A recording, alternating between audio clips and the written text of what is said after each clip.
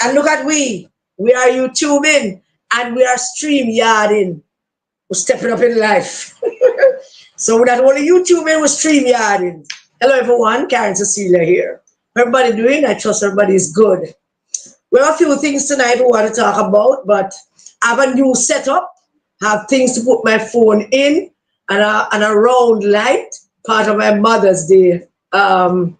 Many gifts in Mother's Day things. I got this, and it's great, but I have to get accustomed to it. I am not. I'm still not technologically savvy, nor technologically inclined to an extent. I really don't want to go the extra mile about it.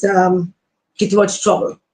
But there are some things we want to get through tonight. I want to get through them as best as we can, and then see if we can unnerve some people. And those of you who tend to talk about things that are boring when we're YouTubing, there are some things we have to talk about and it don't seem exciting to you. But it's not exciting, but it's important to me. And I feel like we need to mention some things that are important. And I don't know how many. Good night, everybody. Good night. Good night. I hope you're all good. I don't know how many of you are basketball fans, but so I want to start tonight. Let me see what Michelle issue is. I want to start tonight to talk about a little bit about the NBA. But give me a minute. Let me just respond to this.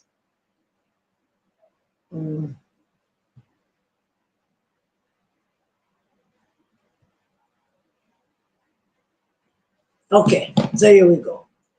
So let's talk a little bit about the NBA finals, and it is kind of the not NBA finals, the playoffs. Sorry, why is that the finals? The playoffs. So let me apologize.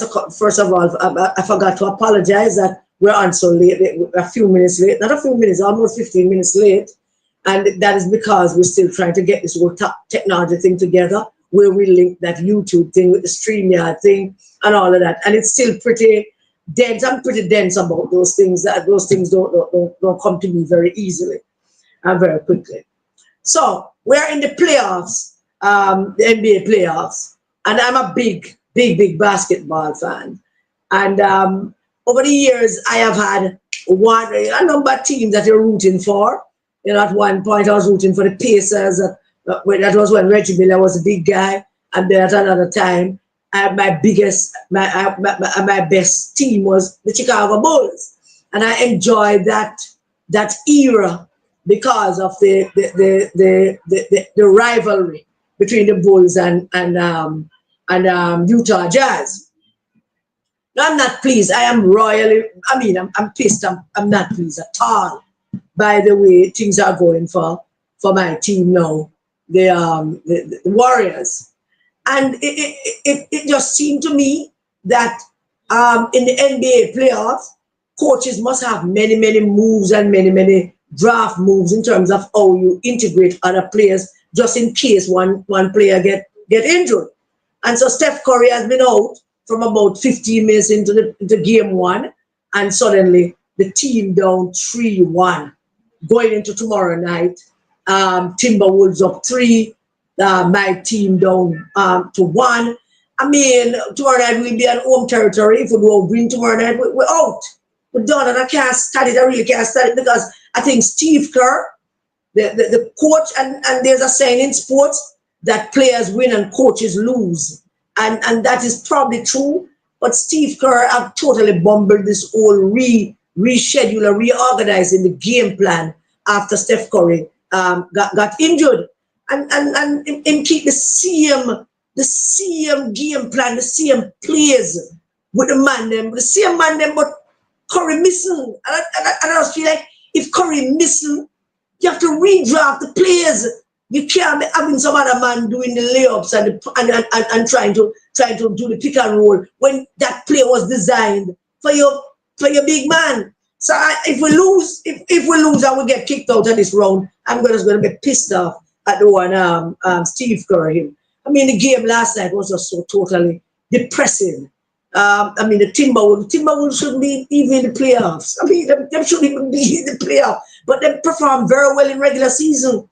And you had guys like one guy, Randall, and Edwards, who basically ran rings around my team. Them you just supposed to run rings round Warriors, man. Between Randall and Edwards, both of them put up about 61 points for the board. They might we down, I mean, in the second quarter, they totally pummel us. And for those of you basketball fans that don't know what your team is, or which team you have, but I'm totally very, I am just sad about my own team right now, the Warriors. Totally sad about it. I can't even begin to tell you. But Steve Kerr have got to change some things, because if you not change some things, things all get sticky for the Warriors. And if we don't win tomorrow, then we are on home court. I don't know what will happen next. So there you have it with that. And that's my 2 cents. And for those of you who have a basketball team, you can always comment in the section as to your basketball team and what is your preference for a basketball team. And who's your preference to win the championship? So let us go on. So that's one thing happening.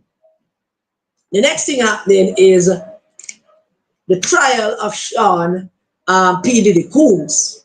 And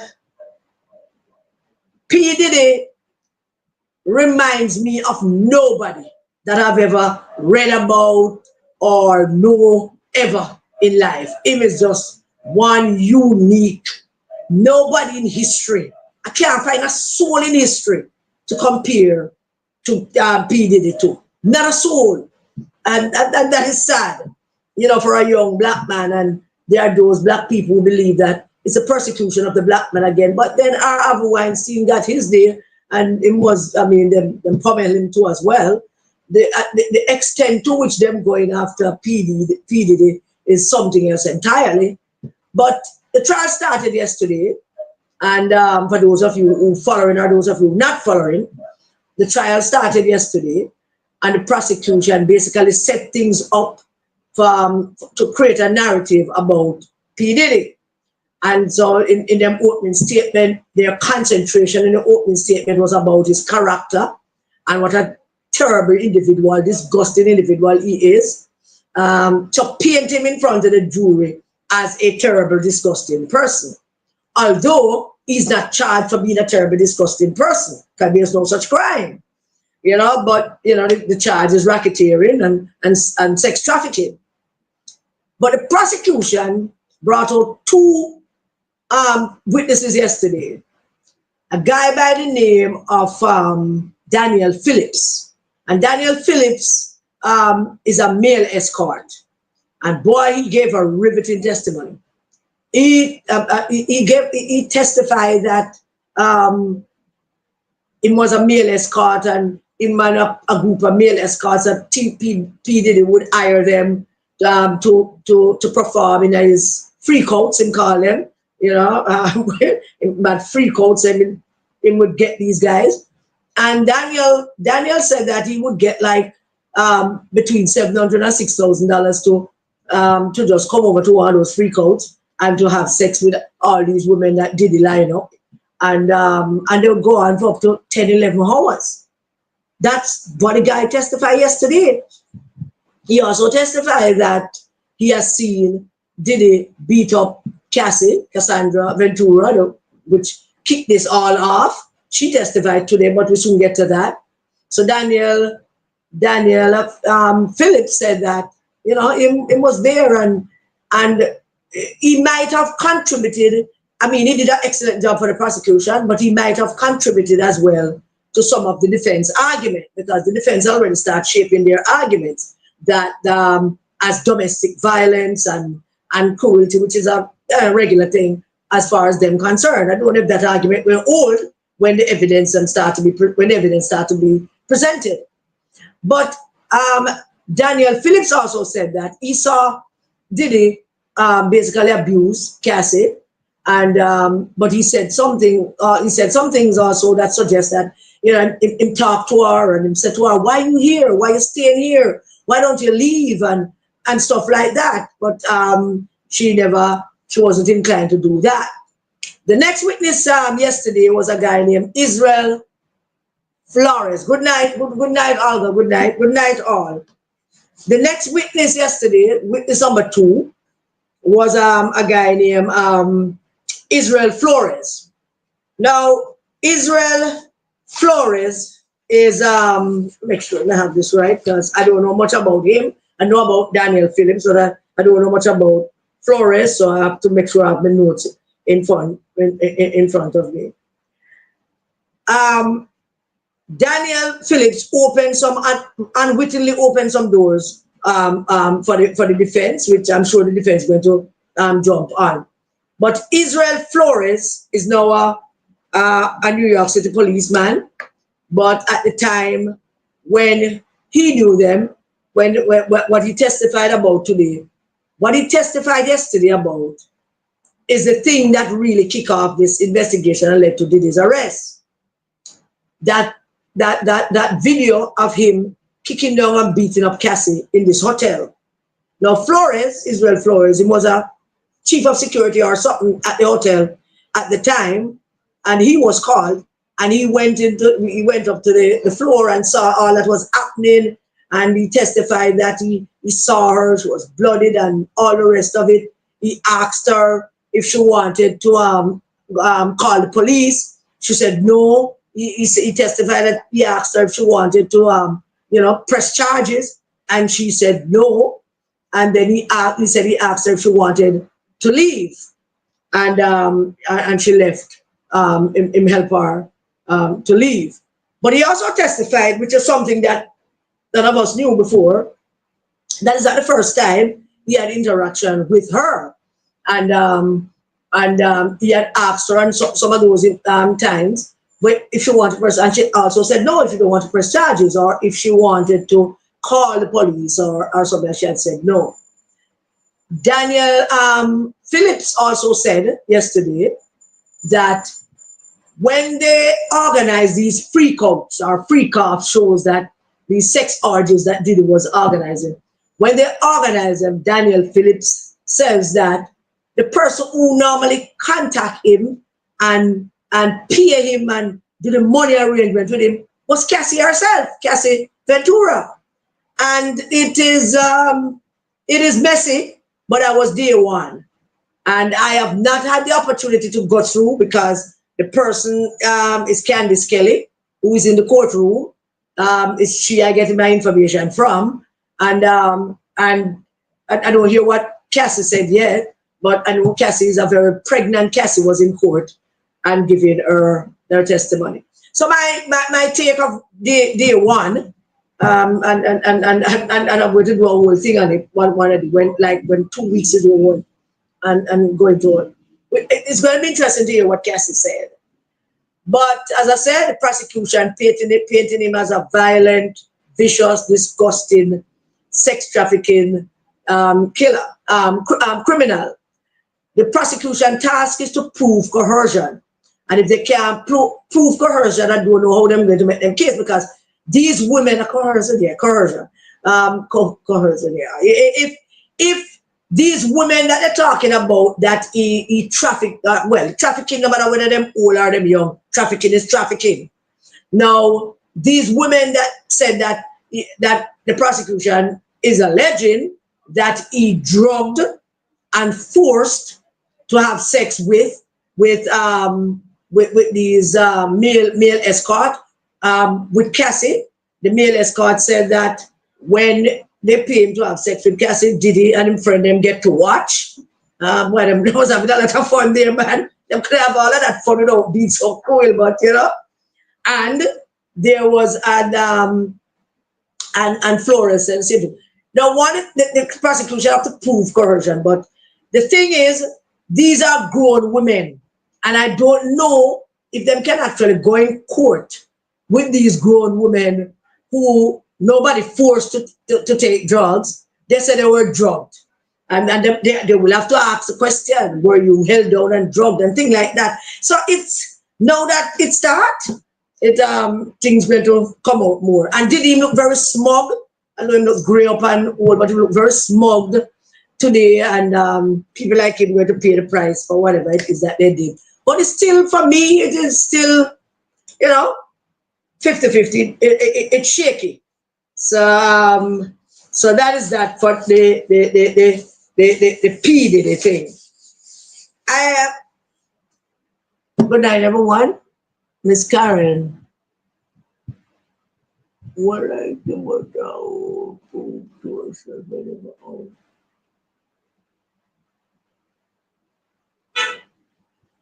well, please write that in English, please. I have difficulty reading Patois. Forgive me, but I have difficulty reading Patois.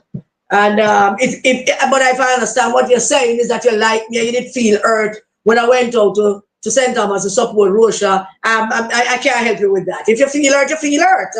I can't say I'm sorry about that because I'm not sorry that I went out there to help Rose. So, but I understand how you feel.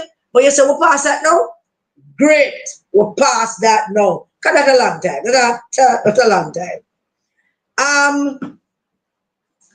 I had the opportunity yesterday to talk to a couple of teachers about this JTA thing. I have not had the opportunity to read in its entirety the article that God Robinson wrote, basically chastising the teachers. And I asked two teachers a simple question. I asked, what is it about this bill that is bothering you guys that is causing a little bit of angst now? And I have my own view about the JTA. The JTA is just like every other body, the police, all of them, everybody looking. But the JTA, I love our teachers, and I have teachers in my house, so I want to be cautious, but I always tell them this thing. But in some respect, our teachers, particularly the JTA, not the teachers, but the JTA, tend to be some kind of a stick-up organization who would waste a lot of time throughout a political term of a government, waste a lot of time, sit down and agree to all kinds of things, and just when it reaches the time for an election, them come out like there was some kind of extortionist or something. And the JT have been doing this for years with different government on both sides, where them decide that, you know, well, our time now, don't know if now our time now to squeeze something out of them or to put back something on the table instead of dealing with those things. But it's the nature of the politics, and I suppose the JT is also involved in the politics. The teachers told me that, yes, they want to be licensed. They want to be like the nurses. It would be for them an added thing that they went to school and got this education and became great teachers, but also can travel with that certificate to say, I am a certified teacher. Kind of like what is around the rest of the world in the US, for example. So I understand it's an extra lift in prestige for them, and they want that. They, however, have some problem with some of the languages that one of the teachers told me. She's saying that part of what they are understanding, a part of it to be, is that something talking about teachers, if teacher beat children, them can lose them license, and that kind of thing. She mentioned that in particular. I have not read the thing. I don't know what's in it. I just was at a school and decided that I'm going to ask the questions of the teachers, how they feel about this thing.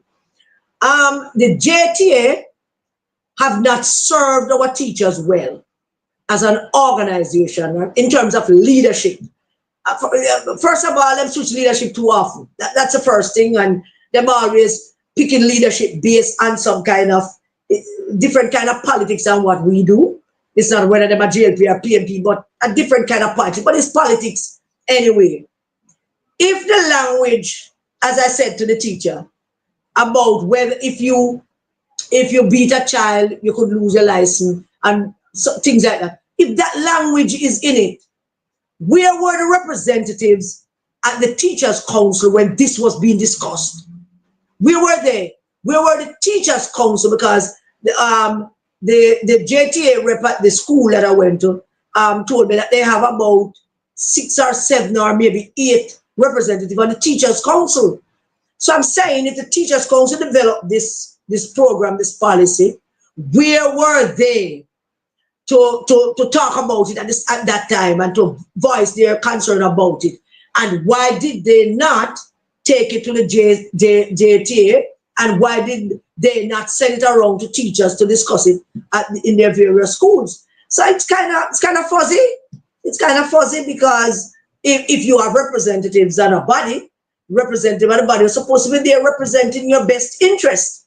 And if at this point in the whole thing, when the bill is passed and now going to the lower house, the teachers are fussing about language, because it's the language that is there that is frightening them, and they are concerned about it. Because every now and then they have to take up a strap and slap a kid. And next thing you know, them slap a kid and somebody say you're going to lose your license, and them carry it to a counselor. You lose your license. Them worry about those things. I would be worried too if I was a teacher. But the bigger question the teachers have to ask is, where were your representatives that sit on this and the teachers council? Where were they when this language was being formed in the document? And did the JTA get it from the representative of the council? What was there a discussion? Where were all the leadership and your representatives at this level to know, make it reach and looking like it's going to be some kind of a football and all kind of things going around? So I want the teachers them to settle this and truly and the bill going to the lower house. And it would be nice if the JTA and our teachers could just, just get together and just make sure that I know that you have brought it to the public's attention. Maybe when it goes to the lower house, you have an opportunity again to change some of the language of it. Our teachers are our greatest resources. And yes, some of them extortion is true. Yes, some of them their school sell bag juice and biscuit and teach much. And yes, them a graduate people we can't read, move them from grade 7, them can't read at grade 7, but you put them in grade 8, and then them can't read at grade 7, and then you put them at grade 9, and you keep moving them up until graduation time come, you graduate them. So yes, there is that, and the teachers have to, have to do better with that. But the teachers are our greatest resources, and they are, I don't know what nation could actually call itself a nation without having great teachers to guide our children in academically and otherwise. So there is that, and I want that to be said about that. So let's go on now to the other thing. So now let's get into the nice making part. I don't know if I get into a nice making part. I saw a thing today. Saw Mr. Chang give an interview and people talking about people who are going to cross the aisle into the from the PNP to the JLP. I don't know. I don't think if any of that is happening for true. I don't know if it is any surprise to anyone. It certainly would not be of any surprise to me if anybody those that are mentioned are really crossing the aisle, as they say that they probably are. But it's something to keep our eyes on and pay attention to. Mr. Peter Murcott, Slumdog Millionaire Bunting, has fallen through the cracks again.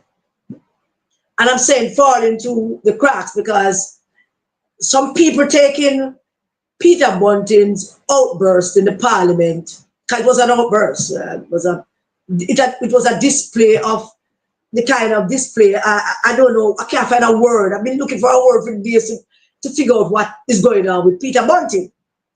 And I can only say, as is my view, that something serious is going on with the Slumdog Millionaire. Something going on with him. This is just not normal, ordinary behavior coming from a man who went through great lengths to destroy a party just to take control of it, went through great lengths and fancied himself to be a clever fellow, to do all that he did, and now he's melting down. And I don't know if the ghosts are catching up with him. I don't know if he's sleeping well at night. I don't know if he's going through some psychological or emotional thing, because karma is a thing that works in different ways. The Peter Bunting I saw in Parliament trying to beat down the government by using a contractor, because it is not my belief that he went after the contractor because he wanted to go after the contractor. The contractor was just a means for him. He wanted to go after the government, the Ministry of Education. And I would not, I will not go as far as saying he probably want to go after the new Minister of Education. I'm not going to go that far, but could be, but him definitely going after the government, and he used his contractor to do it. And he never cared about the misinformation that he had, and he never cared about how he was got up in the Parliament and just barefaced lie and make up stories to make up facts to make him story sound plausible. So he went after this contractor. The poor man is at his wit's end. Because the man was a PMP. I don't know if he still is a PMP, and the man is a contractor, and is a man that does work in both governments. And it seemed to me that it would be a petty thing for him to just go after this contractor, and the contractor don't do him anything. So it must have been a greater goal to damage the government, to go after the government, to say to make the government look bad, to say government now pay contractors. It's the same way that Imam Mark working out. But things must be bothering him, because him doing these little things. He might cook all over the constituency of southern Manchester. He might walk out and cook or a boil soup, and he might beat up contractors, and he might drag contractors' name in a political game about beating up government, and him to have nothing to beat up a government about. So he went into our esteemed Senate and beat up the government by using one of our contractors.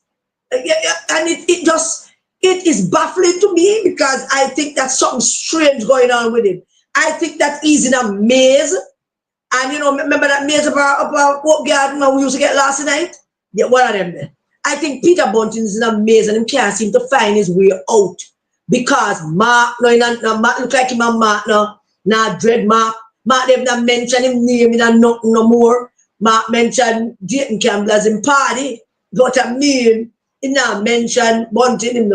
Bunting seem to be out there, seem to be involved. So what things seem to be going on with him, and him supposed to get an easy seat, and it don't look like it turning out to be an easy seat. And the man look like him losing his mind, and him making all kind of noise about all kind of things to create all kind of mayhem, because he don't know what to do with himself. And that's the only conclusion I can come to. He don't know what to do with himself. He is totally beside himself, because he realized that not only is he getting older, but chances are he might lose, and he will never become prime minister, and in entire false reputation that he spent so many years building up to create this narrative about himself. He spent so much years doing all of that, and still up to this point to achieve his ultimate goal. Him to see the thing slipping away from him, and all of that just make him acting out. That's my take on it. That him acting out because the thing has slipped out of his hand, and him don't seem relevant anymore. And him is, I mean, even when you talk about how wicked and cruel he is, and all the things that he did, that would have given him some relevance. No, we did not talk much about him anymore either, because he has lost his relevance, and the only thing we want is for him to lose. But I mean, he has lost his relevance, and it gets into him. He is not the man about town anymore, and it is not my view. It is my view, certainly my view, yes. It is my view that should he win, and the PNP don't win, I don't think the PNP will make him leader. So maybe him going through a lot of things. So I can only say that all of these things combine together. They're walking around and cooking and boiling soup and calling up contractors' name and making and putting the kids and the church in all them little mayhem and that him kind of created. I think there's something else going on with the Slumdog Millionaire. I do believe that something not right with him. It is definitely my view. I don't know if anybody else have any view on that, but it does seem like something that is working out for him. And him losing his mind and him losing himself. So I'm clutching at straws and him flinging things on the wall and see what can stay. When can stay in the wall with. And that's just basically where I think him is he is with that.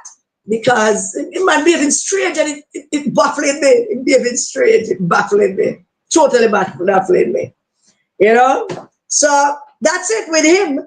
I hear the contractor was at Natalie's program and he spoke passionately about being dragged into this kind of dirty, nasty politics that Bunting tends to play. But as I said, I do not believe it was his intent to drag the contractor or to make a big deal about the contractor himself. He wanted to damage the government. He wanted to say the contractor don't get paid. And knowing him, as I do, him probably was hoping that when him lick down, when him say one contractor not getting paid, then maybe some other contractor will get paid last week or not get paid for the last 2 weeks. Might come out and say them not get paid either. Him always looking for an angle. You know, him always looking for an angle, something to create something and to start something. And it don't look like it working out for him. So as a result of that, him going after all of these little small things that, you know, that seem to generate any thing for him. Before we go into Darliston, we went to Darliston. Just a bit of all right, yeah. Let us go into a bit of word politics. I don't want to wait for the last bit, but I really want to say this now. With all that is happening with Africa and this handsome African man, Ibrahim Traore, and him and Macron at it, I look at the world politics now and I see what Mr. Trump doing theme thing. I'm not really respond to nobody. I do theme thing. And a strange thing have emerged in all of this world politics. And the strange thing is Mr. Vladimir Putin has begun to assert himself as a man that can bring the world together. And he put on an elaborate show the other day with some world leaders, most of them dictators, of course, but he invited down the African leader and other African leaders. And the thing with Africa and Russia is this. Russia has never been a country that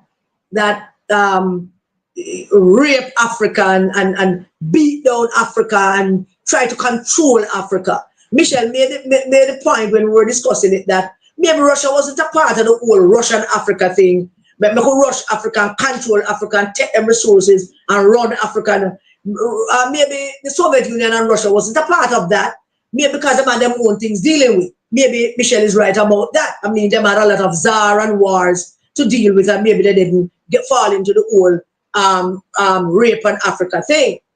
And Russia has been maybe, I don't know, maybe we can point out some other country, but in terms of the top 5 or top 10 countries, Russia has not been one of those countries that has exploited Africa. Russia was never an exploiter of Africa. And I can't imagine we can sit down here and say that about Russia. Russia has never exploited Africa. Russia has always supported African independence and African have them resources, and Russia want to help. And now, even though I still don't like Mr. Putin for going on in Ukraine, I'm really, really feeling good about this. That Mr. Putin is, you know, taking the reins of showing some leadership and helping Africa to get them footing. And I don't know how this whole African thing going to work out. So we have to be very careful because the African dictators, them enjoy power and money that has been given to them by the West, by America and Canada and England and France, and all of them have puffed up these African dictators who, when the country's poor, but them rich, rotten rich in some cases. And well, Mr. Putin had to send a fighter jet for Ibrahim, and I mean, I'm worried about him.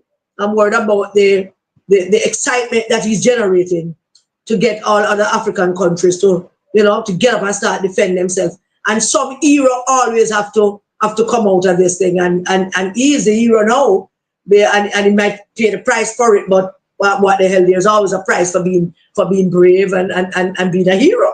And so Africa is kind of generating a buzz, and that's a good thing. And it have people like Macron. I mean, it like Macron until he go say some practice the other day, but about Africa. So Macron will lose a lot of love from a lot of places if him do back it up a little bit and start, you know, free up Africa, make Africa have their own resources and look all of that whole thing, and look like Mr. Putin ready to help Africa.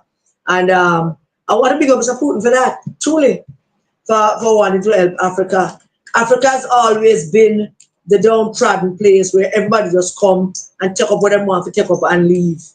And then the dictators themselves work with the same very African man, them down there, leading the country and also raping the country's resources and getting rich and being backed up by places like Macron and them. So I know Africa is always that. So we want to sell out a big out to Mr. Putin when he go for him embassy to demonstrate because he's going to invade Ukraine. But no, I want to, you know, that's a good move that Putin is doing, all of that. Now, my dear people, I used to say that. Some African dictator used to chat that foolishness. My dear people and my people. Would you all believe it when I tell you that the other day, Mark Jefferson went down to Darliston to address the Darliston people, the Darliston Divisional Conference. And him down there with him, pedophile general secretary, and them decides to go a Darliston.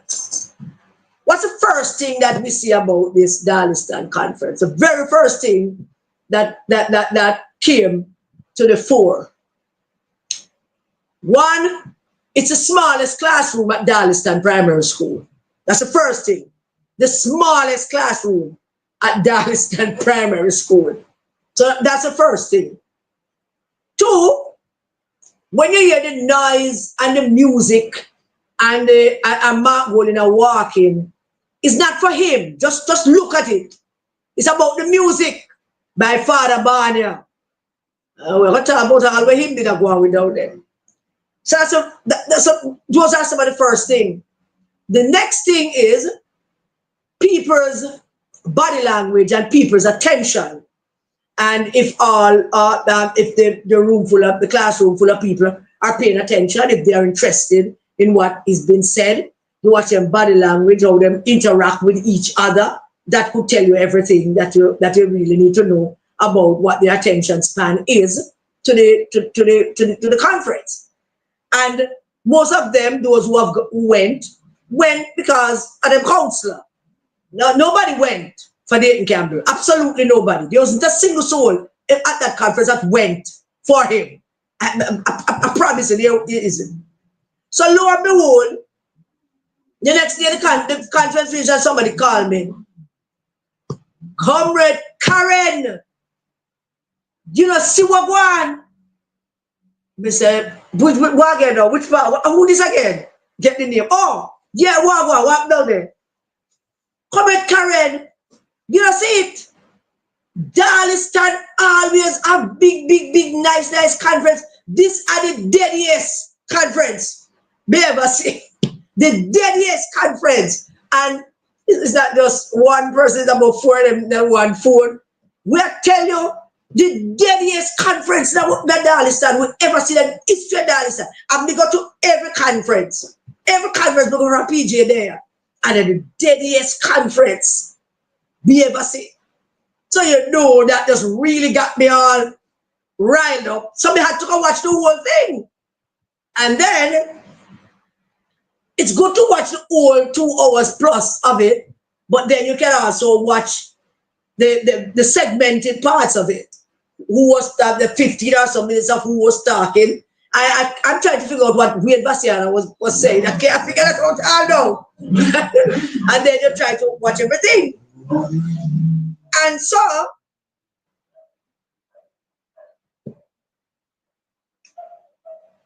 Leighton Campbell.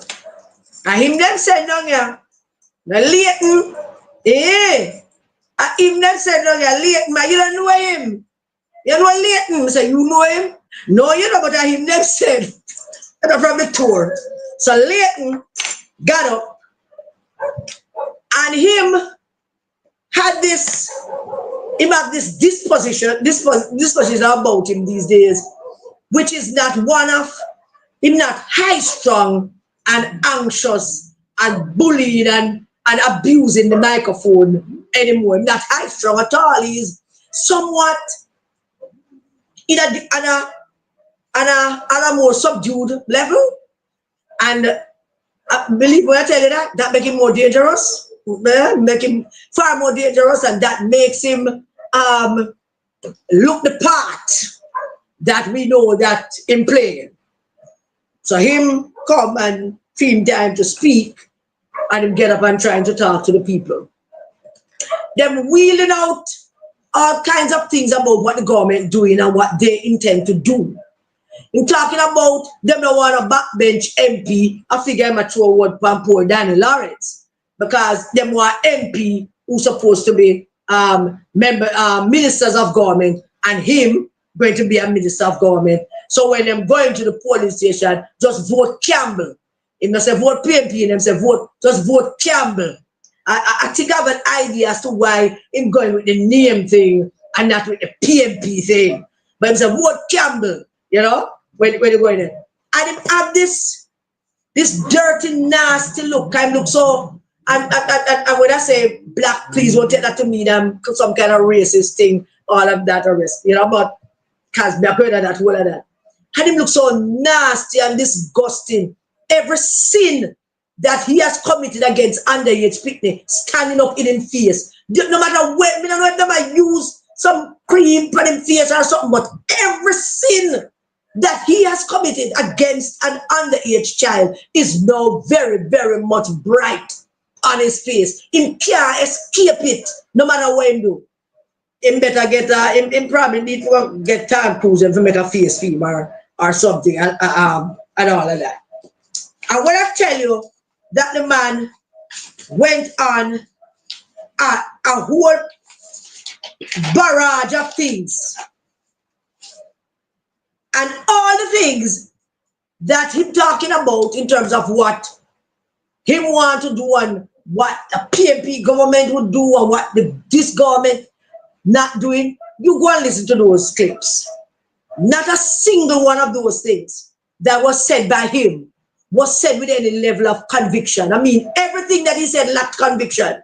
It had only lacked conviction. It lacked credibility. And the fear, is it fear or the nonchalant, demotivated way by which they present these arguments to people, and nobody now clap, nobody now ray, nobody now go on, the desk now get licked down, nothing. Just they just say yes, 2-3 people, whoever maybe those are who went with them and stuff. So I'm going on about a vote for Campbell, no backbench MP, and then him go on and defending the leader, because his favorite pastime now is to constantly make Mark know say I defend him. And me alone out here defend you. So you just need to stay with me. And if in spite of the fact that him not and him now go out with him bully self, in spite of that, even with a more subdued version of him dirty self. Him still manage to make those dirty parts visible. He couldn't help himself to let them steer in at the back. He couldn't stand up there in front of the microphone and remind himself, none of that, stay out of the mud, come out of the mud. No, just say to himself, say, no Leighton, stay out of the mud. No Leighton, no mud tonight. You know, practice it, say it to yourself. Say that don't go in the mud. And my God, he couldn't help himself. He went on to talk about them attacking the leader. Yeah, man, them attack the leader. And nobody believe that we attack them back. They attack the leader, we have attack them back. And then this nastiness, that the bright idea he made, he's supposed to have a second self talking to himself. But it's like him the realize he need a second self. He need a second self to talk to yourself. When I am doing community court, which is when I am solving problems between various parties and they have to come sit down at the gazebo or they come out of the shop or we start at the yard or start out of the road, community court. And I have to check myself. I have my second self in my head saying, I know you want to lick down the one there, I know you want to tell her what I'm going to be, but be careful, stop Karen, stop it, don't do it. Listen to him. You know him wrong, but listen to him. So we know that third self, you know, you need to have your second self, not third, second self, to talk you down. You need that voice in your head, man, to talk you down sometimes. When you have a certain kind of personality, and you know, I need that voice all the time, particularly when I deal with community issues, you know, community court or community dispute resolutions, whatever. But this fool could not contain himself. The mud is where he lives, and him can't stay out of the mud very long. So he would go on and on and on and sound intelligent and actually let us see some of that education that he got being a doctor lawyer. Or a lawyer doctor. I don't know. A doctor lawyer, yeah. So all of that, and he would say, and then a soul inside would be understanding what he's saying. But then, him other self, which him trying now to hide, but the whole country knew, just come out, you know? So he went and he talked about attack the leader, and we're about to tell you, we're going to attack them back, you know? You know, Michelle Obama say, when they go low, we go high. In my quote, Michelle Obama. That's a quote, it's just a, you know, him rummaging in mind, and him say, you know, him just murmuring. And Michelle Obama said, when they go low, we go high. But when they go low, I am going lower. But what do you ever say? You gonna listen to the thing? The General Secretary of the PNP, the PNP candidate for PJ Patterson's constituency, down at Eastern Westmoreland up in Darliston Primary School, telling the comrades that when they go low, me I go lower. And we have seen him at his lowest. I mean, we have seen him many times at his lowest. So when he says something like that, we should take his word for it. But here's the thing about that, at that conference, in that division, in that constituency, that bothers me about what he said. When they go low, I go low. And I say we. He said, when they go low, I go lower. I think it's I himself, not we. When they go low, I go lower, me go lower, whatever. Sound like the nastiness that it is. You know, talking all time like a frothy film out. Time go lower. Here's the thing. And I'm going to do a video now, send on to the people of Eastern Westmoreland. When you stand up in an audience of people so close to elections, and you make a statement like that, when they go low, I go lower. What are you suggesting to the people in that room? Are you suggesting to them, which is what I think, are you suggesting to them, and you people have been, you know, using these arguments to build up a kind of confrontation to try and get a hold of violence going on? We see it from a long time, 2 years now, on doing it. Are you saying that if somebody left that meeting, that conference, and go home and them hear them house burn down, and then some fool jump up and say labor burn down the house because you're in a political meeting saying when they go low, I go low? So the house burn down and them reach home, or the house burn down big late night, everybody come out. Boy, the labor them burn down the house, you know. Labor burn down the house, you know. I don't know that, you know, them just say that. Or somebody just surmise and say, well, go say that. Are you suggesting that should that be the case, then that PMP people must go burn on back about 10 labor house? Because they go low, you go low. Are you suggesting that if somebody else get burned on and somebody say labor burn on, them should go burn on 10 labor people house? Are you suggesting that a group of youth or a group of men or a group of women at a place and somebody had get bust, somebody in an orange shirt had get bust, and somebody said labor them in the store, or somebody now I will use that because that is what you suggested? Are you saying that they should organize or bust up some labor right head?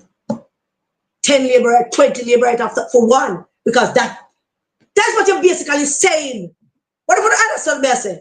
The man stand up into a divisional conference talking to PMP people, leaders, workers, voters, you know, and telling them that when they go low, we go where I go lower.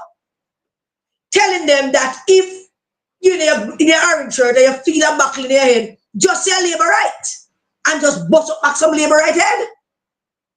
You're talking about your opponent. That's what you're talking about, you know. You are telling your people that them will listen to your ass, but that's what you're basically, that's the message you're telling people. When they go low, I go low. We thought that it was when they go low, we go high. But you, with the sense and the brain of a pedophile, telling people that when they go low, you going low. Them bust your head, we're gonna bust 10 head. Them burn on your house, we're gonna say them and burn on back 20 house. You and Mark Golding have been doing this for the last 2+ years, inciting confrontation between people, creating scenarios for people to go start confrontation and possible war.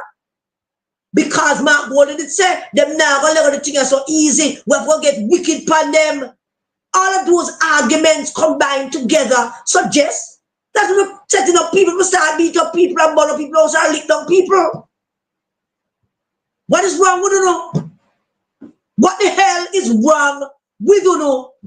We know they have nothing to tell people. And we know the Darliston people, them, they are nothing with you. They know why you don't get them, don't like you. We know that. So you're looking for a way. And there's nobody to tell you that there's a better way. Other than going to the people in primary school, go talk about when they go low, I go lower. Suggesting that people should start war with each other. Because somebody said, I didn't let man do it. That's what that fool said. I want you to go and listen to it. That's what he said. This is a puppet show government running around, cutting ribbons here, there, and everywhere, trying to give the impression that good things are happening, but the people are feeling the pain. And comrades, let me tell you, with what is happening worldwide, I'll have to big up my General Secretary, who is my right hand in the juggling, and has not let me down. Not that clip, man. The one with Leighton. The one with Leighton. We're ready for that clip yet. It's late, man. When you find it, let me know. I'll keep talking until you find it. Descending into the pit to say to people when they go low, I go lower. We go bust up liberty pan them bust up liberty pan we. If they bust up liberty pan, we go bust up them head with stone. That's basically, which means that the political campaigning is not about barbs anymore and campaign ads and shirt and hat and jingle and all the rest of it. No, it's not that anymore. It's not me a bust up liberty pan you and you a bust up liberty pan me. It's no, you link me, now say, we're going to link back 10 hours now. That's what you're saying. 1 hour link me, then link back 10 hours. 1 hour the bus, 1 hour head, we'll bus back 10 head. 1 hour the bun down house, we'll bun down back 10 house. That's your idea of leadership. Are you talking about taking over leadership for this country? And actually believe that the Jamaican people and the people of Eastern Westmoreland are going to give you that leadership? You find it, clip, Michelle? When you find it, just throw it in, you know. I will stop. Just throw it in. When they go low, me go lower. They might attack the leader or attack them back. Is that a meeting? A conference to talk to people about winning? But also don't have nothing to tell people about winning either. Because, you know, no one bed found a bed foot. But is that it? Is that a conference to tell people, say, Ray, make we get together, we can do this? That's a conference that tell people when they go low, you going low. That's a conference where they talk about them attack the leader, we're going to attack them back. Why do you feel the need to say all of that? Why all of this? Why this language? Why is this language in all of your conferences? Why you're going in to talk to people with this kind of language? We don't see the GLP people who talk about this kind of language. Who attack who? You attack me, I attack your back. When you go that way, you not attack the leader. Who do you hear say that? Who? If you hear somebody at GLP say, tell me, who do you hear say, when they go low, we go lower. Them attack the leader, we attack them back. Who you hear say that? Because that is suggesting violence. That is not political campaign. That are violence. That are looking war. That is not campaigning. Campaigning is a fun thing. Everybody throw them bombs and get in for them 2 cents worth and bust up some liberty, and everybody are dead with laugh about liberty. Nobody can dead with laugh with that. The Comrade Right is the deadiest conference ever. The deadiest conference ever. How can that be right? You don't run a campaign. You can't ask people to vote for you. You can't even ask that. You one mention and that, or vote for Campbell. Vote for Campbell. And he said it with, there was a lack of conviction in that. Him not believing you're going to vote for him. The way he said it, you don't believe you're going to vote for him in a Darliston. And him have a right not to believe that. Him don't believe you're going to vote for him, and him kind of resign himself to certain fate. So the next best thing for him to do is to go in at the mud and tell you that them attack the leader, so we'll attack them. There's nobody, there was nobody at that conference who into no attack mode with nobody. Them now run out pan the labor right them for uno. No PNP in a Darliston or Eastern Westmoreland will run out pan the labor right for uno. None. Not one. And you know it. You know it. That's why you look the way you look. That's why you say the things you said and the way you said them. Because you know the writing is on the wall. You dirty, nasty, frill-mouth fool.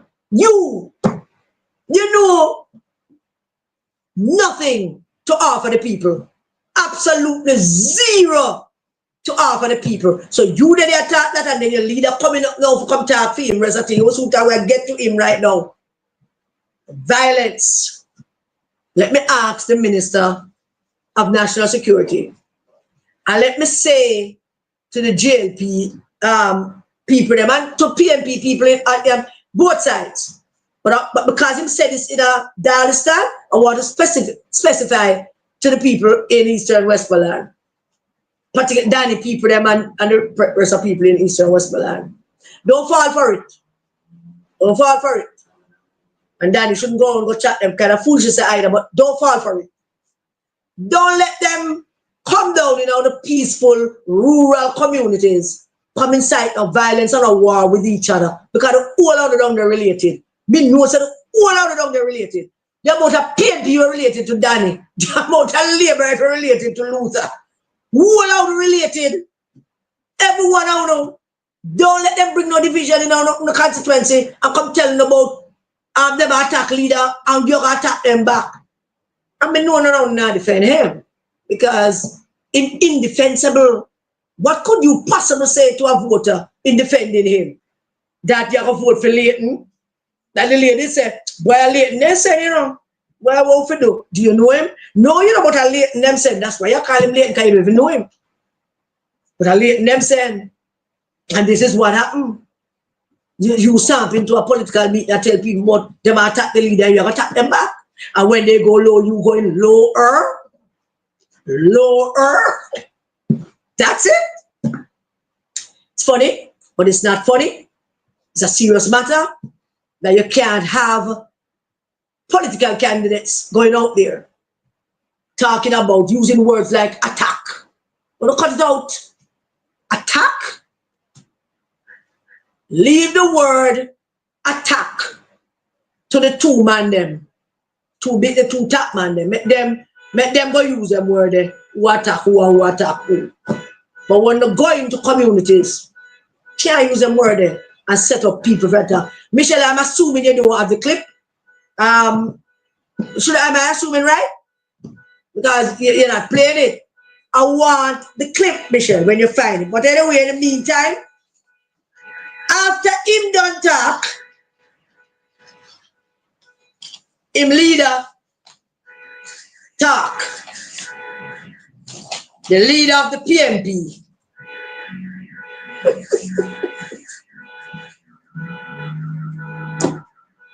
Gave the main address at the conference. And the leader of the PNP opened the conference, bigging up the councillor,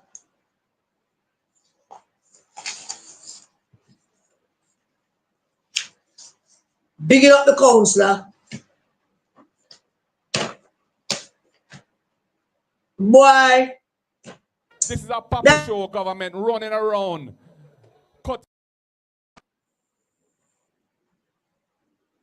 This is a puppy show government running around. Cutting ribbons here, there, and everywhere, trying to give the impression that good things are happening, but the people are feeling the pain. And comrades, let me tell you, with what is happening worldwide, it's going to be a challenging environment for any government going forward. You better have a government in place that knows what they're about and is looking after the interests of the people. Don't show your face, Mr. If you have a government that is about themselves, fooling the people about choosing Jamaica when all they know how to do is choose themselves, dog, nyam with supper. I'm warning Jamaica, don't let that happen. Because this is a chance to make change. Change for the better. Honest government, competent government, committed government. And that is what we are about. So comrades of the Darliston division, I want to ask you one question. Are you ready for Dr. Dayton Campbell? Are you ready for the People's National Party? Are you committed to doing what it takes to deliver the victory? Comrades, you sound like you're ready. This seat has a wonderful tradition of excellence.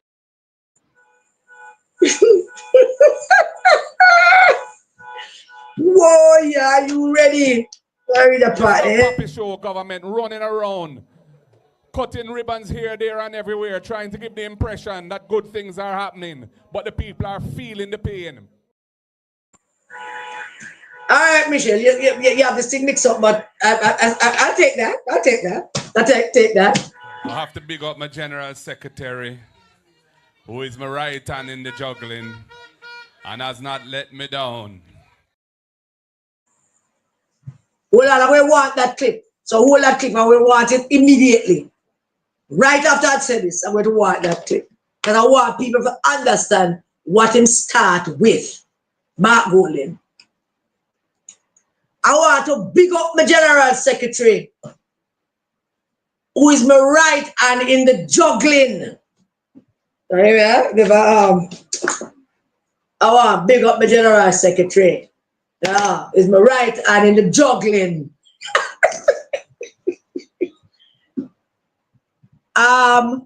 Who has not let me down. So let's get it right. Yeah, I want to big up my general secretary, who is my right hand in the juggling. Has never let me down. Run the clip, Michelle. We had a journey together.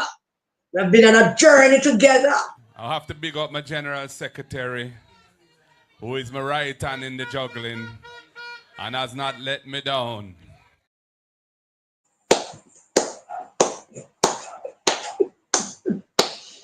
My general secretary, who is my right hand in the juggling. Who talks like that? Which leader, which prime minister, I don't know, talks like that? Huh? Who talks like that? And you want to be prime minister? Talk like that all the time? My right hand in the juggling, who has never let me down. We had a journey together. Let's unpack that. Because it's a whole heap of things. Let's unpack it. Big up my general secretary, who's my right hand in the juggling. What juggling?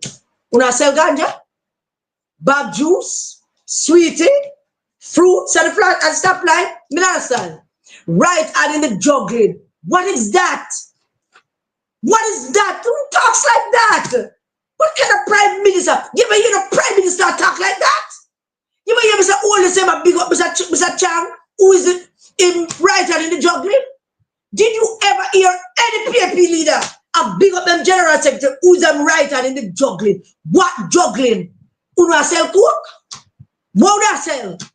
Una sell coke, una sell fruits, una sell bag juice? What would I sell? My right hand man in the juggling. In front of people where I have to vote for you. You see? Una not take this thing serious in Jamaica. Una not take this thing serious enough. Sometimes I feel like I waste my damn time with them, you know. Seriously.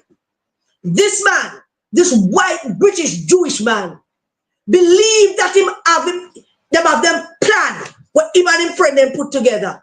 Don't stop talk Jamaican. Just continue doing like that.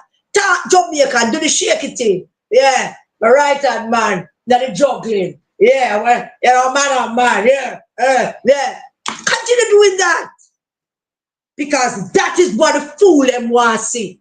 That's when Campbell Jewish friend them tell him, and that the fool them want to see. Then when you talk like you're Jamaican, we have never, ever had a prime minister that talks so dumb and stupid. Big up my general secretary. I'm a right hand man in a juggling. Can you play that clip anywhere? Apart from in the diaspora with some Jamaicans would understand that? My right hand man in the juggling. This is your idea of promoting Jamaican language for teaching school, but the right hand man in a juggling. Thank God the people of Jamaica not going to vote for you for that. Big up my general secretary, right hand man in a juggling. Like them a juggle things. We don't know when I put it past on the still, you know. Maybe you are dating some kind of illegal activities. Say right hand man in a juggling. We don't know. My right hand man in a juggling. Big him up, big up my general secretary. My right hand. Tell the man I present to people to vote for. And this is how you, my right hand man in a juggling. Huh? Because when they take us to fool, and you go down to the people, them country, and take the country people, them at Eastern Westland and Darliston, you take them for fool. So them can't talk English. You behave like a thing, so the people at Darliston don't know if to talk English. You behave as the people at Darliston don't understand when we talk proper. My right hand man at the juggling. Your idea is that everybody can understand you. The small, the little man, and the people before I say, at the Deadiest conference, them not like it. Them vex about it. Big up my general secretary, my right hand man, that the juggling. Look like Mark and Dayton and sell coke. Seriously. That must sell coke. Right hand man, that the juggling. What? What? Because you're talking to stupid people. Because you think that you're talking to people who don't know for read and write. And you think that you're talking to people who don't know who are onto you. Them onto you. People onto you, them know where you're up to. Them know what is your mission, Mark Jefferson Golden. No amount of talking about juggling. Every time you open your mouth and talk like that, them know where you're up to. Them see right through you. It's no mystery anymore. I'm so right to you. It's not a mystery. Big up my general secretary. My right hand not the juggling. My right hand not the juggling. That somebody I tell you to talk like that. Somebody I tell you to talk like that. And that comes straight out of the playbook of white people trying to control black people. So we know. And people know it's straight out of the colonialism playbook. Straight out of the post-colonialism playbook. Straight out of the after slavery playbook. Straight out of it. One way, we never get them in slavery. And we get them in colonialism, after the colonialism and the slavery. We never get them the way we get them by not teaching them to read and write. We get them by telling them about food, and then now we get them by talking like we are one of them. We get them by acting like we are one of them. It's a revolving door of white people like him who believe that everybody down here are monkey and we stupid and we don't speak English. And we don't understand when them speak English, so they have to talk to it in a fluid language. And you want to lead us and represent us on the world stage. God forbid. God forbid. Can you imagine? Mr. Holders go abroad with my orange song, introducing orange song to Macron. Oh, this is a orange man. I'm a general secretary. I'm a right hand at the juggling. This is serious. This is serious. I must take it serious. It's not a small thing. You know, I'll have to pick up my general secretary, who is my right hand in the juggling and has not let me down. Let me down, Pat. And has not let me down. My right hand at the juggling and has not let me down. So let's see if we can figure out what I mean by not let me down. I'm down at Darliston and them are try and see Danny. So every time them go to Darliston, we have to unpack what them say. There's a general secretary that he insists that he wanted because him and him simpatico.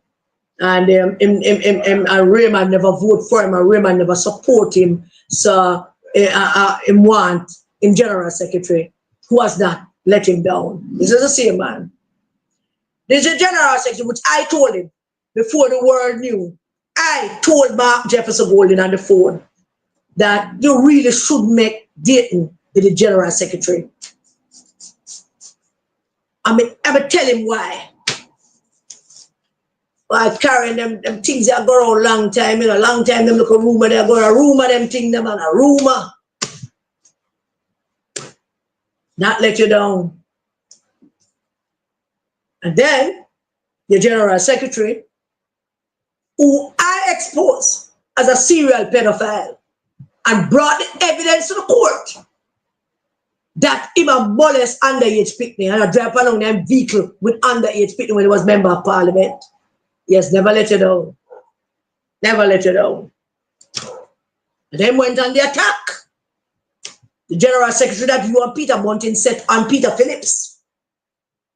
I see a poll. And if you can't mind the thing, let it go back and next man come take it, whatever. Never let you down. Never let you down.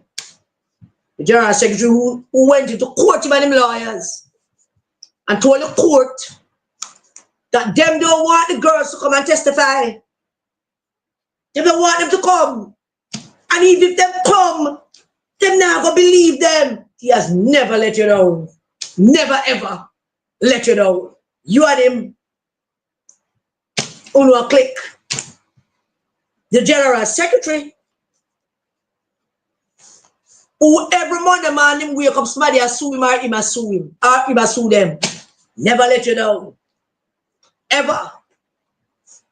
The General Secretary who out in the country, trying to convince the country that you don't want 7 councils instead of 5, trying to convince the buffoon Jamaican black people that 5 is 7.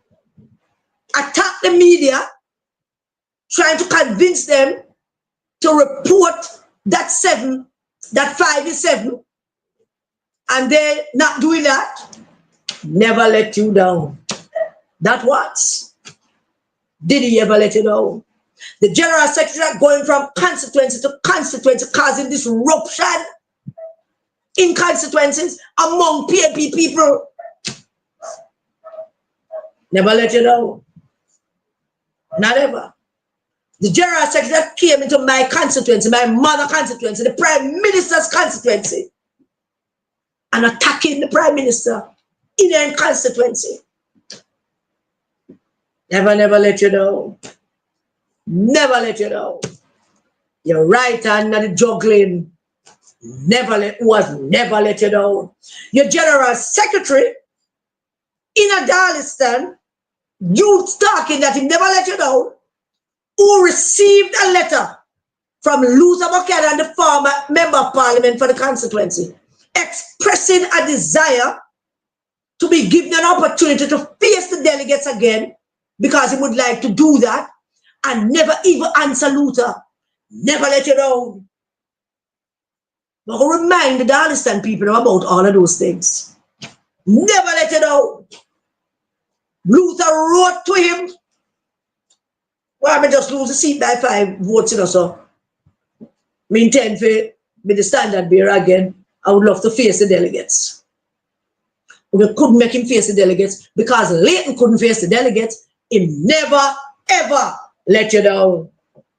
The General Secretary who went on stage after stage and run out Lisa Anna out of the People's National Party and said she fit go away. She fit go away. Michelle and them clip me for flying my girl. She fit go away. Never let you down. In the speech down at Darliston, Mark Golding said that when they took over as leader, he was just an MP for 2 or 3 years, and him giving that whole thing. Yeah, I soon get to that part, but I want to mention it because this is the General Secretary, him right hand man, my right hand in the juggling, who has never let it down, went after me by pulling my mother's groups off the PNP group list. My mother, who served the PNP and the Jews and community and this country much better than all of them combined together, you Bunting and Leighton. The General Secretary who took my mother groups, New Signal, took Jack Lyons group, Jack Lyons Memorial, took Tony Spalding group, Spalding, Steppers, and took the group in memory of my mother, Audrey Grant Memorial, and took them off the PNP list. Never let you down. Not ever. He never let you down. And this is the General Secretary introducing. The General Secretary, not the juggling, never, who has never let me down. Go on the stage and go with all kind of things and talk about all kind of things. He has never let me down. And you, Mark Jefferson Bowling, really believe that Jamaican people wants to make you leader of this country? And you know, to the man who has committed so many, done so many things. And then you up on the platform and talk about, with a mic there, talk about he has never let me down. Because he have to defend you. They might attack the leader, will attack them back. So it's a thing. Never let me down. Then Mark Golding went on our journey together, talking about him journey with him and Dayton Campbell. When they recruited him, when he became member of parliament down in Northwest St. Anne, and Portia saw some talent in him, and everybody saw some talent in him, and everybody decided that they were going to roll in with him, invite him to every conference. He was the mouthpiece, the loudest mouth, and a big Miss Lash, a big dirty girl, and him go out all kind of things. And then Mark Golding and Peter Bunting grabbed him and trained him properly. Called Peter Phillips boy. Man for Kubo, Changue, Lisa Anna for Gue. You have been on a journey. Truly. You have been on a journey with him. And then he went on. And him talk about when they took over as leader. When he took over as leader, and when the risers took over the leadership of the PMP, he spoke about that. And he went on to say the audacity of this man. No respect. No respect for black people. He went on to say that he would just take over because about 20 minutes or so of his presentation was reintroducing himself to the people of Darliston. So he would just take over. I would just turn MP, and he been in the Senate for 10 years, and he just reintroducing himself. But then he said something else. And after the party was in a bad shape, the party was in a bad way, because after the general election was very poor for us. The general election results were very poor for us. But look at you. Look at you. Look like a raw, red, Jewish, fool man like you come talk about. We did poor in the general elections. Was poor for us. As if you have a short memory. As if you don't remember that it was poor for us. Because Uno didn't sabotage it. Yes, it was poor for us. Who made it poor? It was you and Bunting and Leighton.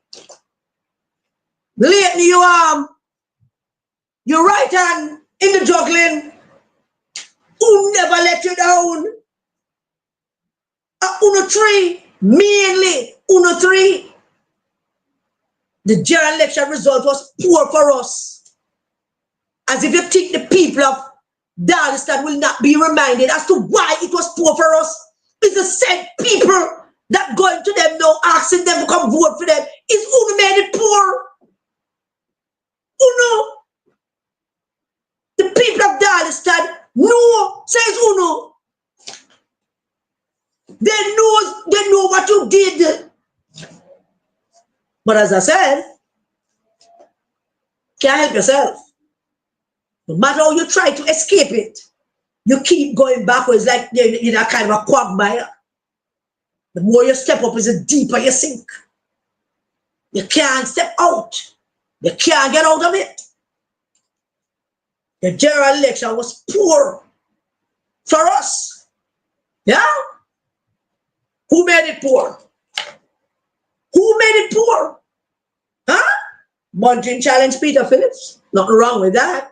But after the challenge, take up the marbles and go around the country and start telling people not to vote for PNP, telling people which candidate them should not vote for, set up people to sabotage some candidates to make them lose, and you have the audacity, the gall, to stand up in a PNP meeting and tell PNP people who knows ya, who know. When we tell the PNP people, them that people that East and West are not to vote for, we have made them know, say, who know the same one that caused all of that in 2020. Only using the reverse psychology, the same thing we did. On the out there say, Peter Phillips can't win. He can't win. So now you're doing it reverse. Mark can win. Because that worked for you in 2020. And you figure that this would work for you in 2025. Because you think everybody's stupid. Everybody born when their mother gonna market. It worked out poor for us. Absolving yourself from that responsibility. It was you. It was you, Mark Golin. You, Mark Jefferson Golin. You, Peter Mercat Bunting, slumdog millionaire. Slumdog millionaire. And Leighton Campbell. Uno do it. One thing nobody forget. Nobody has forgotten. Everybody knows Uno did it then, and now they're trying to reverse psychology to get people to vote for Uno. People say through Uno. The elections, it was very poor. He explained himself to the people of Darliston. Try to tell the people of Darliston that, me get it, I want me get it. It did mash up. And things never work out good for us. So me there with not the juggling. Me am a right hand man. I struggle to put it back together now. Thinking that the people have forgotten that it's going to mash it up. It's going to brought it to its knees and got it on its knees where you are, brought it because that is where you wanted it, because you could not get it any other way to any other means. You brought it down.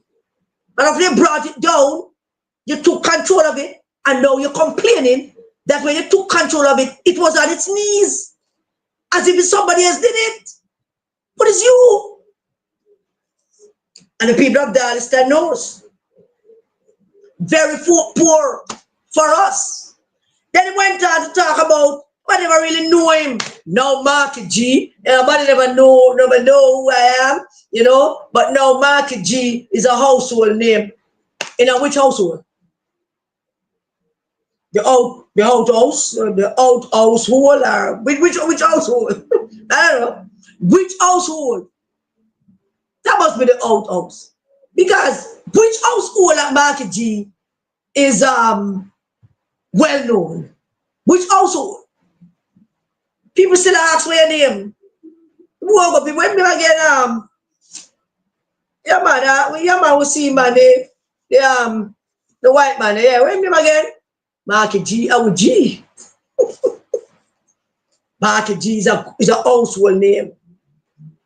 Which household? Now your household? Which are your household? Huh?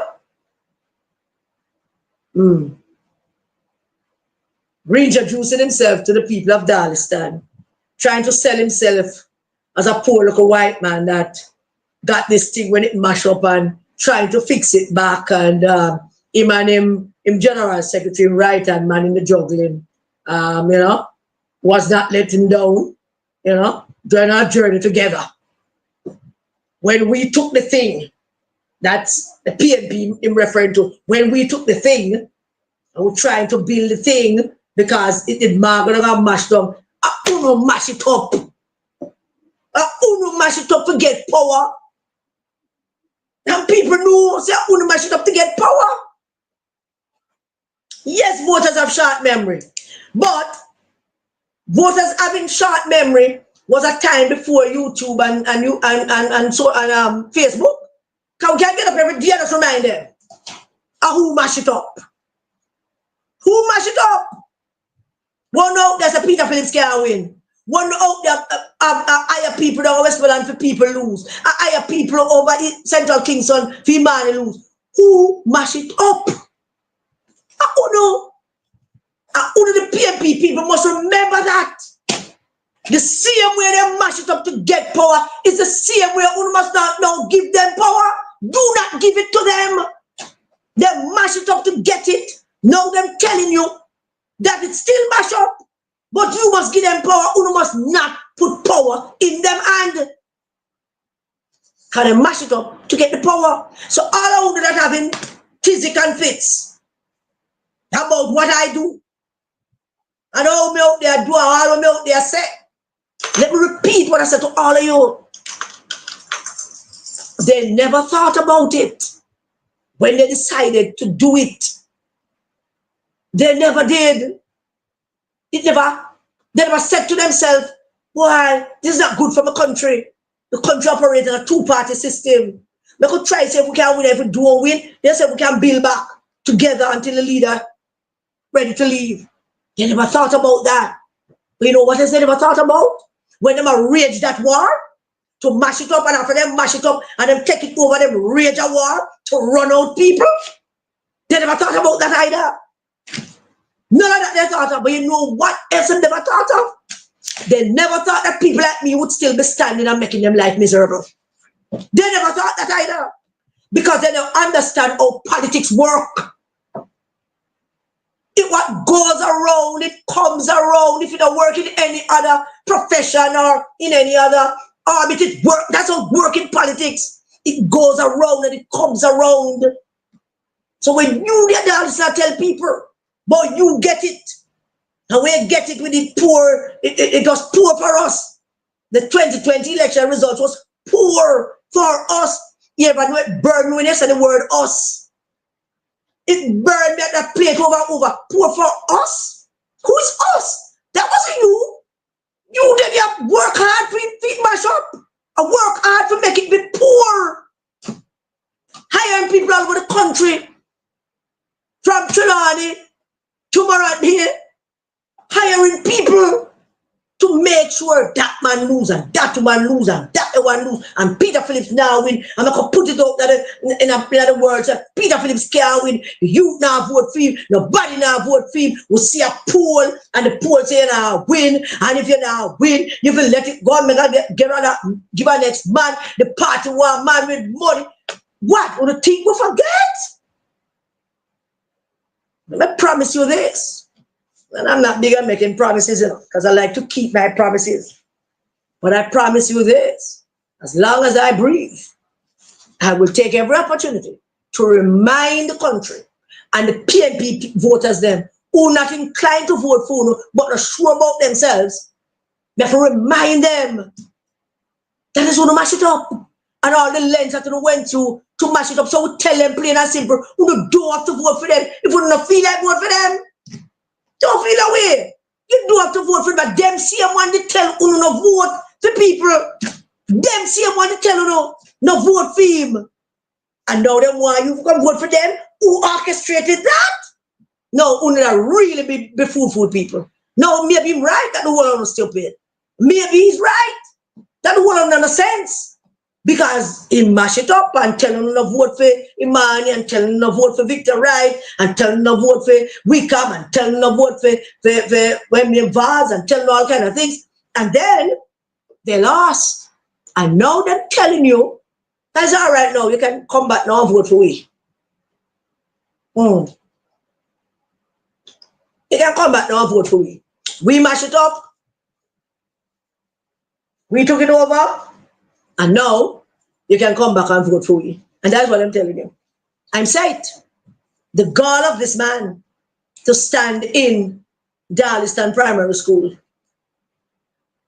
now PJ Town, and talking about Market is a household name now. And all of that. And we got it. And the general election result was very poor for us in 2020. Explaining how you got it. Explaining how you got it and it was in shambles. But not being honest enough to say, why never go so well for you in 2020 And I take some responsibility for that. How about that? How about that? Just, boy, I take some responsibility for that. I did so well in 2020, and boy, I personally have to take some responsibility for that. And Bunting have to take some responsibility for that, and Leighton have to take some responsibility for that. How about that? For starters. Just for starters. How about that? For starters. But you want to leave country? Now tell people that they must come vote for Leighton because he's going to be a minister, and Danny is going to be a backbench MP. Eastern Westmoreland better stick with the backbench MP. Because it is better for Eastern Westmoreland to have a backbench MP who is not accused of any crimes against children than to have a minister MP who is accused of crimes against underage children. It's better to have a minister. Danny can campaign with a whole heap of picnic around him. Danny can campaign with a whole heap of picnic and underage picnic with underage young women. Danny can campaign with them. Him cannot campaign with the picnic around him. Which politician you know can campaign without picnic? The picnic around you, wow. You're the devil oneself. You're worse than the devil if you're a candidate for office. And you're not a picnic with you. You worship than the devil.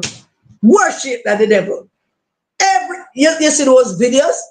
But Mr. Oldest at the picnic I run upon down and I'm going for him. And then they ask what's your name and what's your... You can't do that, Leighton. No, sweetie, you can't do that. You can't do that at all. You can't campaign with the picnic. Matter of fact, I think that the people of Eastern Westmoreland should be careful of you campaigning with the dogs. I think they should be careful that when you're around, the dogs not around either. We don't know what you're capable of. Because if you abuse the picnic, then chances are you'd abuse the damn dogs. So maybe the people of Eastern Westmoreland ought to be careful too. Danny can campaign with a whole heap of picnic.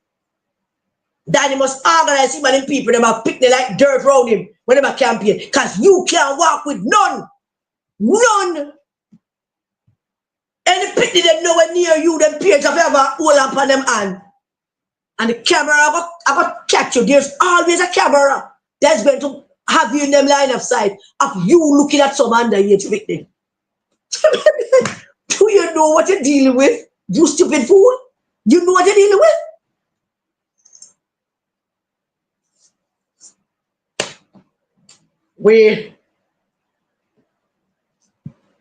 It was poor for us in the general elections. After I want to mash it up. Marky G's a household name. Now the outhouse. I'm sure. Then Mark Jefferson went on and decided that he was going to throw some words. But all the way. All the way. I am sure it's not the JLP alone in talking. Yes, some JLP people, yes. Not them alone in talking. He looked very sheepish. And his demeanor was one of him constantly looking all over the place, but not at people. He wasn't looking at people. He was looking all over the place. He looked dense and lost some time oblivious to what him surrounded him, moving from one thing to the other. Talking about. So Marky G went on and said, yeah, and some look a bad man reason, and some look a racist reason that we are going.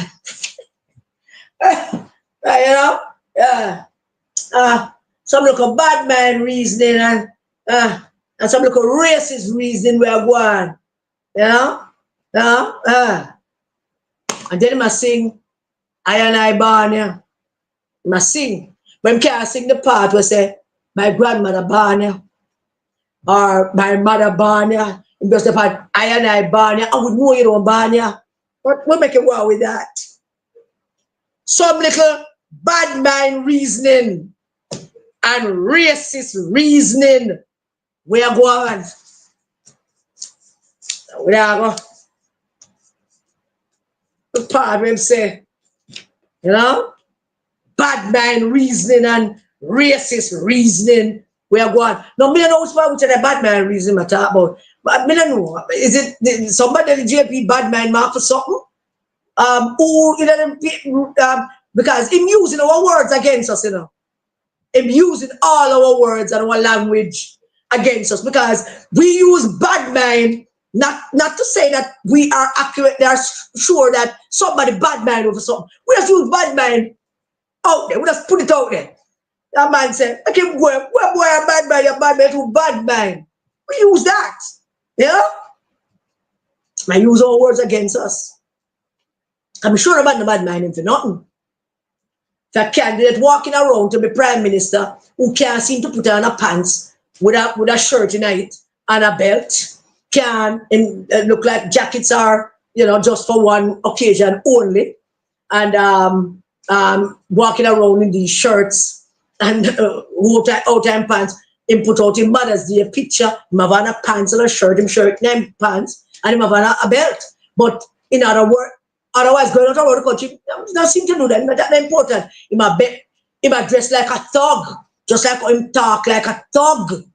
And people must elect him, the thug, to be Prime Minister of Jamaica. Because what we need is a Jamaican Prime Minister who is a thug, not a British Prime Minister who is a thug. I mean, we need a Jamaican Prime Minister who's a thug if we can vote for a thug. Who can't vote for a British, Jewish, white man to be Prime Minister and then behaving like a thug? I mean, what would we be doing? What would the voters of this country be doing? Voting for a thug like you? Some bad mind reasoning. Who bad mind you? And for what? For being a thug? For pissing up yourself? For can't put on your clothes? Which one? What? What is it to bad mind you about? The money where you hide and we can't find it because your lawyers and smart and Mr. Oldest lawyer because them white and them are British. Huh?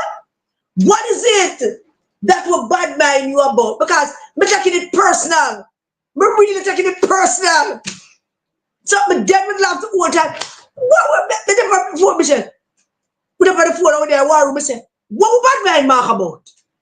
Anybody know what is it with bad mind? If there's something with bad mind about, I wouldn't hesitate to tell you that a bad mind, a really bad mind for that, you know. But what in God's name could you have that I could be bad minding you of? Or what is it that you have or what you have to offer that Mr. Wallace with a bad mind for? Because if you're not attack, we are Mr. Wallace attack. What Mr. Wallace bad mind for? Because Mr. Wallace slim, when they put on in clothes and can look down and see teapot. I mean, when back that, yeah? I mean, you have straight, you know, Mr. Wallace was not so straight, but him have a full head of hair still. And you have that little trashy wife sitting halfway around here. So, and the cap, I don't know. What is it that people could bad mind you for? What? Who bad mind you? For what? And they look a racist reasoning. We are going, well, since we embrace that, and we're not racist, but we know what you're talking about. We're not racist. We don't hate white people. I don't hate white people. I don't have no problem with white people. I don't have no problem with Jewish people. None at all. I have Jewish friends. I have white friends. We don't have a problem with them. We don't hate you because you're white or you're Jewish. Matter of fact, I don't hate you because hate requires too much energy and to sustain it, and we can't sustain hate. So me not engage in that type need sustenance. Trust me, you have to get up every day, your face have to make up, your heart have to hard, you have to hate, your heart have to ugly. If you that takes energy and sustenance. So I don't hate you. But you're a white, Jewish, British man who should not be Prime Minister of Jamaica. Just for that. Nothing else. Because we are a nation 99.9% Christian nation. We are. Nobody couldn't go up Israel and get elected to be Prime Minister. What's wrong with you? Nobody could let you go Iran or Iraq or Sweden go get elected Prime Minister. What is there's a racist about that? We are saying that you are a white, British, Jewish man who come each up in our country and want to take over our country. You want to take it over for your clan. We're not minced a word about that. That don't mean we hate your clan, because we don't hate your clan. We have no issue with your clan. We just know why you lead with. We want when the Prime Minister go foreign and go out in the world to talk on our behalf, we want to be absolutely certain that when he opens his mouth to the world leaders, he's representing us. He might talk crap. He might even look at us for the side, but he might want to win. And if you do that, my feel way. Not you. Not you. You will have to worry every damn day. Jamaica would have to worry every time them see you with a leader across the world. Who you talk to them about? We or your people? Who would you be negotiating with them for and about? Us or your people? Honestly, I wouldn't fault you for wanting to negotiate on behalf of your people, which is why I don't want you to be my Prime Minister. So I don't have to worry about that. But the people of Darliston and Eastern Westmoreland would worry about that. We're going to make sure they make it their point of duty to worry about it. As to whether we can trust you to speak for us. So when you dance and talk about government, where for the people and do this for the people, you're not fooling nobody. You're not fooling a soul, because we know without a shadow of a doubt that should you become Prime Minister of the country, you will not be representing us. It's a hard task. I know it's a hard task to convince the people of this country, the voting people of this country, that this is where they're heading into. But we're putting up a gallant effort on that front to make them understand that you don't represent us. You will never represent us. Not ever. And all of those who backing you up, them know that too. But they must secure some little power and some little corner for themselves. Everybody deserves to have a little power in their own corner for themselves. But to sell your soul? To sell your soul? No? Spoke to a young lady today, just today, who went to a foreign land. I'm going to say where. And she went on the invitation of somebody. And the person said, come, look about everything. And she went. Let's get married. Okay, let's get married. And then she discovered that the marriage was not because she knew it was a love, which is what she said. I don't believe her. I think she thought so. And if you fall in love every 10 minutes. So suddenly it dawned on her, or came to her, it was made very clear to her that you're not just an arm candy. You're an arm candy who will wear what I tell you to wear. She's in distress.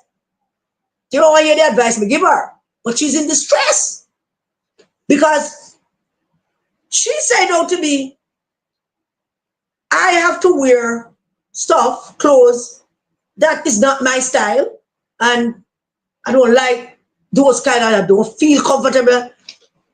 That she signed up for. She never knew she signed up for it. But then I told her what she must do. And the first thing she must say, so you have to make it known that you're not going to change you to fit into some mold of their idea of what an armed candy should be. You have to say that forcefully. Listen, we're not doing that. Take the whatever the consequences, whatever, take it because you find yourself like that. So I'm saying to you, Marky G, why I bring that up just now, is that we not fixing ourselves to give you a chance. That's what you want us to do. Fix ourselves in a particular way to give you a chance. Because and you have a whole heap of people with slave ancestors in their belt, and them a line up to support you. They will fix themselves in all kind of pretzels and organizing themselves in all kind of way to please you because they want to either have power or have some access to it or some kind of close proximity to it. Because some people don't have power, but the proximity to it always fool them to believe that them wield some of it. So they do. Our job is to tell the Jamaican people that you, a British, white, Jewish man, can represent us. So yes, when you talk about, you can talk about the bad man reasoning. We don't know what that means. Because I don't even think you know why we use the word bad man. Because when we use it, sometimes it don't mean that somebody bad man you. We just use it for no particular reason. Racist reasoning, we are gone. All them racist reasoning, we are gone. Bunny, don't it? Bunny ass, don't it? You all vexed up about the racist reasoning, but we are gone. But we're not racist. So don't try that. Don't paint us as racist and don't paint up the Jamaican that bring up your heritage and bring up, you know, your background. Don't paint nobody as being racist. Because nobody don't, you're not racist. We just don't want you leading us. We just don't want a white, British, Jewish man to be leading us. And then he went on and chastising the government about their slogan, well, the JLP, about their slogan, well, I would imagine it's one of the slogans, or the one that I'm using now. I would imagine it going to, you know, morph into something else or something else will be added to it. Choose Jamaica. Choose Jamaica. We choose Jamaica. We have always chosen Jamaica. We have never chosen anywhere else. And I'm speaking now just to me. Let me say me. I could not be here if I want not to be here. But we never thought of living anywhere else than Jamaica. Ever. Can't go somewhere else. Now I live nowhere but Jamaica. We choose Jamaica a long time. The JLP use it. They chose Jamaica too. And here's why. So you can't beat up Mr. Wallace. About them choose Jamaica, about them now choose Jamaica, and 8 years ever choose Jamaica, and I laugh like a thing said, oh, you think it funny? You think that funny? You damn all idiot? You laugh about choosing Jamaica. And 8 years, never choose Jamaica. Yeah, choose Jamaica. 8 years, choose Jamaica. 10 years now. Almost 10 years now, you know, choose Jamaica. We choose Jamaica every day, boss. Every day. And let me tell you about my member of parliament, Andrew Holness, why I know he chooses Jamaica every day. Born a Spanish town. Born a Spanish town. He didn't have no slave owning ancestors' money to fall back on. His father down at St. Elizabeth somewhere there. His mother, that's Portmore somewhere there. I'm born Jamaican. Him not put on no extra edge to the Jamaican language. Him can just say wagwan, and it sounds quite natural. Him not say wagwan. Like we get wicked by them. Him can just say, yeah, we need to first get wicked by the one of them. I got two different something. Jamaican. But let me tell you the one thing. The one thing that he has over you. They come to choose in Jamaica. And one passport he have. One passport for one country he has ever had. And that is Jamaica. Mr. Oldest has only had one passport. I mean, change passport, but it's one nationality passport he has ever held. And that is the Jamaican passport. The Jamaican passport. How about you? How about you with nip with? What about you? When did you get a Jamaican passport? Not when you're 5, not when you're 10, not when you're 15, not when you're 20, not when you're 30, not even when you're 40. You just get a Jamaican passport the other day for convenience. You became a government minister. You would not have gotten one had you not become a government minister. Passport. And you know what that does? Marky G. Since you say your name is a household name, Marky G, you know what that does? That means that when crap happen here, so Mr. Oldest now know where to run go. One passport, him now know where to run go. When crap happens here, so then get take a trip. When now the passport for nowhere else. I guess so. Him have a jam and face the heat. Can run it for 2 weeks. Take a trip. Hang out.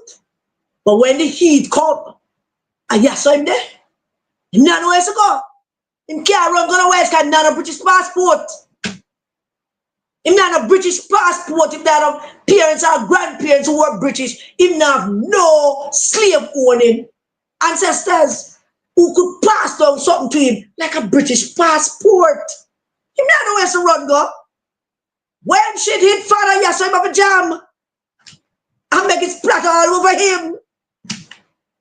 Talk about choose Jamaica. You think it's a damn joke?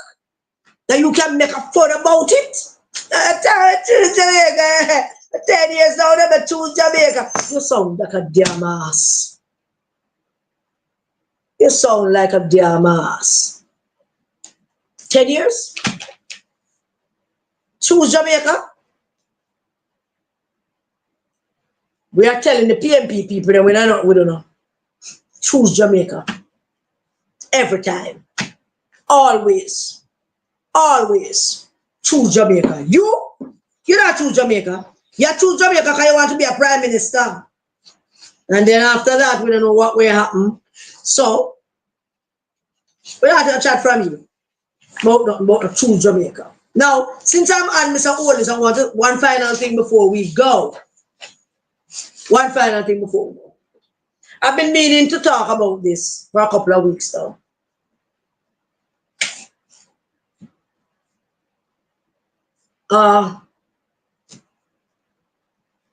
So you saw them down there, down at Darliston, Mr. Holdings, I talk about road, fix road and do all kind of things, and them are going to rain gold down there, and them are going to dig up all the diamond mines them down there, all the cans, all the thing where them are going down there. Them saying all of that because the truth of the matter is, Mr. Oldest, some road in a real bad condition. And when Miss Favor say, we have a whole heap of money, and the money is our rent money, and we must spend off the rent money, drink it out and smoke out the rent money. There's some contradiction to that, and the argument that the government has been a fiscally responsible government. We have more money in the NIR than we need. Twice, maybe even 3 times more than we need. And you balance the books, and the books look good because you balance them. But there's a contradiction to that argument and the argument that you only have the rent money. Because there's always more money. There's the rent money, supermarket money, the market money, the rum money, the pork and jerk chicken money, different money. You have all of them money there based on what you have in the NIR. So fixing some roads will not spend the rent money. Some roads need to fix. So we went up to Richmond. And every time that I'm going to Richmond, there's road a patch of Richmond. I mean, it's like a bad luck. Every time I go Richmond, road a patch in a Richmond. It's a main road for taximen. It need resurfacing. That patching thing that will work. You have to fix the roads, at least the arterial roads, and the roads that the taximan them drive on. Them roads have to fix, them roads that can't patch, them need to resurface, and you have the money. It's not just the rent money, you have more money. Fix them. Fix them, man. The same roads in Westmoreland. When we go down the stand, I would say to the taxman, which one road are easier? I would have go down the one, or the bottom one. He said, drive the one, and the better one. It was the better one, but I'm a taxi man. Fix some roads. Take some of that money from that fiscally responsible, over-bloating NIR. And fix the roads. Fix the arterial roads. Fix the roads and taxi man them use. Fix some roads, man. You can't just sit down for that money and say it's the rent money. It can't be the rent money. The rent money is secure. You have rent money, you have light bill money, you have water bill money, you have cable bill money, you have rum money, you have supermarket money, you have market money. Spend some of that. Don't some of the rent money. Spend some of the other money. And fix the roads. It's a cry. It's a problem. It is an issue. And one of the things that makes me wanted to talk about it for the last 2 weeks, because here's the thing. When a taxi man decides it's one trip to make up our place because the road bad. So everybody come and the member carry 7. So 7 people and the next 2 of them they wait for 5 more to come to when he come back. He can't just kill 5 and come back. He can't because the road in bad shape. You know who suffer? Him suffer too much. The teachers, the shopkeepers, the farmers, the housewives who just go down to town to go buy something and come up back and want to reach back up to go cook. And them suffer. The road need to fix. Faster movement. The citizens get to go around and everybody taxi man them run differently because the road fix.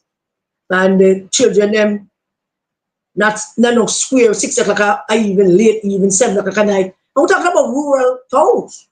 You know, waiting for the taxi to go because the road fix and now wait for full man having 5 people in case go on and come boops and go up and come back because the road fix. But is that one thing that bothers me? And that is the look on people's face. People's faces when them stand up there wait for the taxi. Now come here now and then we come out of my belly. You know, I'm going now because you need 2 more. It is depressing. It causes them anxiety. It depresses them. It they make up them face them not happy. And we need to make our people happy. You need to make our people happy, man, in whatever way we can, at least in a public service.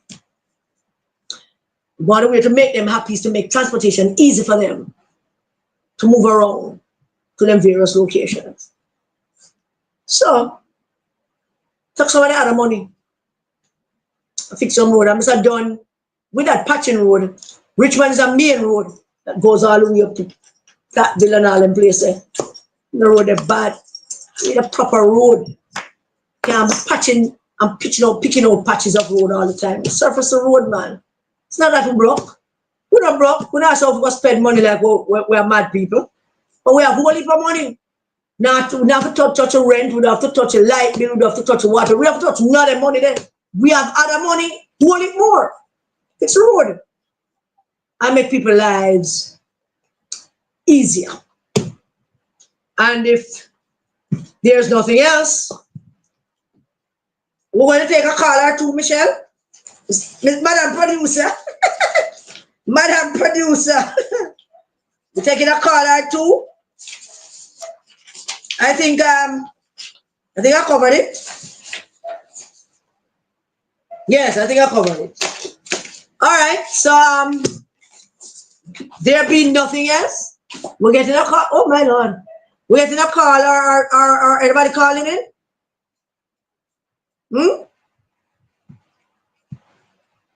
No? Michelle, you say when I said that I must wait for a while, but it makes me a little bit uneasy to just sit down and wait for somebody to call. You know? All right, if you have a call to make and you want to call in and you want to have something to say, a point, and you want to contribute an argument to something, then please do make that call. All right, and while you make up your mind about making that call, I would like to make a big announcement. Are you ready? Big announcement to make it now. Big announcement. And a big announcement. Are you ready?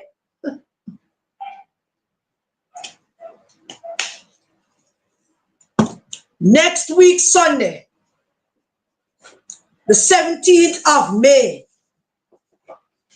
So next week, September birthday.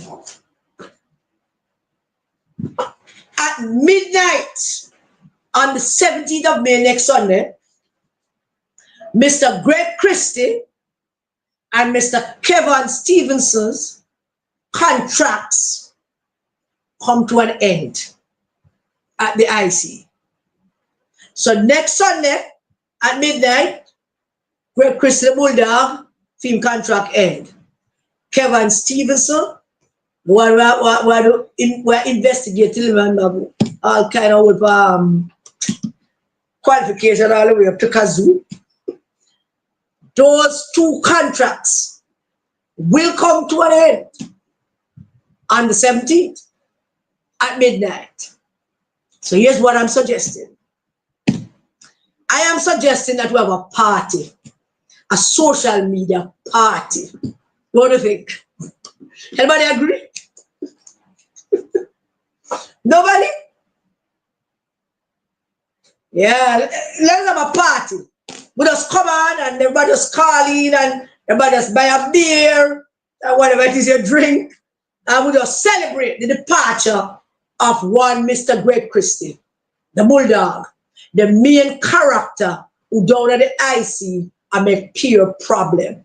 And it will be good riddance. Good riddance for him to just, I could just tell him bye-bye, ta-ta, farewell. Farewell, Greg Christie, ta-ta, bye-bye. I will just drink a beer and laugh after him or whatever we do. But let us not just send him away just so. We need to have a send-off. So he can know how serious we are about him and what he did. And we don't forgive him. All right, so don't look at anybody going calling. So, everybody used to call in this program, so is there anything else? See, we're going to look on the note. So, there we go. But, that's it. And, guess what? This new setup here that I have, it's at one of those things that I got, one of those things that I got for Mother's Day. So, it looked quite fancy with a round light and something to put the phone in, and it's quite fancy. But I am enjoying it. So thank you all so very much for joining us tonight. All right. God bless you all. Stay safe, everybody, and please do keep the children safe. And I don't know how to lock this off or whatever. Michelle, you want to do the honors? This is a puppy show, government running around, cutting ribbons here, there, and everywhere, trying to give the impression that good things are happening, but the people are feeling the pain. And comrades, let me tell you, with what is happening worldwide, it's going to be a challenging environment for any government going forward. You better have a government in place that knows what they're about and is looking after the interests of the people. Don't show it, If you have a government that is about themselves, fooling the people about choosing Jamaica when all they know how to do is choose themselves, dog, nyam with supper. I'm one in Jamaica, don't let that happen. Because this is a chance to make change. Change for the better. Honest government, competent government, committed government. And that is what we are about. So comrades of the Darliston division, I want to ask you one question. Are you ready for Dr. Dayton Campbell? Are you ready for the People's National Party? Are you committed to doing what it takes to deliver the victory? Comrades, you sound like you're ready. This seat has a wonderful tradition of excellence. And I know that your next MP will not let you down. He's a hard worker, he has a brilliant mind, and he has a practical approach to life. And he comes from the people, and he will serve the people well. Michelle, I don't know why you play that. I guess you want me to say that, I guess you want me to just mention this little part about voting for a government. And what him talking about is quite the opposite of what we all know that we should do. But I'm not going to elaborate on it because I will have to talk about it another time. I'm not elaborating on that, what I'm saying. But, you hear Marky G say, choose Jamaica. Straight from Marky G mouth. Choose Jamaica. Alright? So, I already said my goodbye, and Michelle can play that. I'll say my goodbyes again. Thank you all for joining me. Thank you all so very much. God bless you all. Stay safe. Keep the kids safe. I don't care what you do, no God. God, my God.